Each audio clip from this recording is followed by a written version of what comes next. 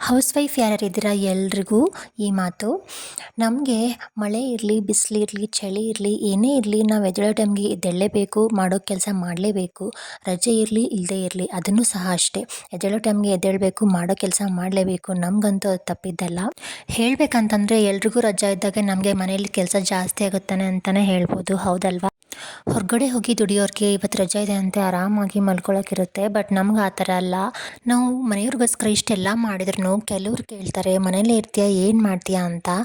ನೋಡೋರ್ಗೆ ಏನು ಅನಿಸುತ್ತೆ, ಅದೇ ಅಡುಗೆ ಪಾತ್ರೆ ಅನಿಸುತ್ತೆ. ಬಟ್ ಮನೇಲಿ ಇದ್ದವ್ರಿಗೆ ಗೊತ್ತು ಏನು ಕೆಲಸ ಇರುತ್ತೆ ಅಂತಲೇ ಗೊತ್ತಾಗಲ್ಲ. ಬಟ್ ಇಡೀ ದಿನ ಕೆಲಸ ಮಾಡ್ತಾನೆ ಇರ್ತೀವಿ. ಯಾರಿಗೆಲ್ಲ ಈ ಥರ ಅನಿಸಿದೆ ಅಂತ ಕಮೆಂಟ್ ಮಾಡಿ ಹೇಳಿ.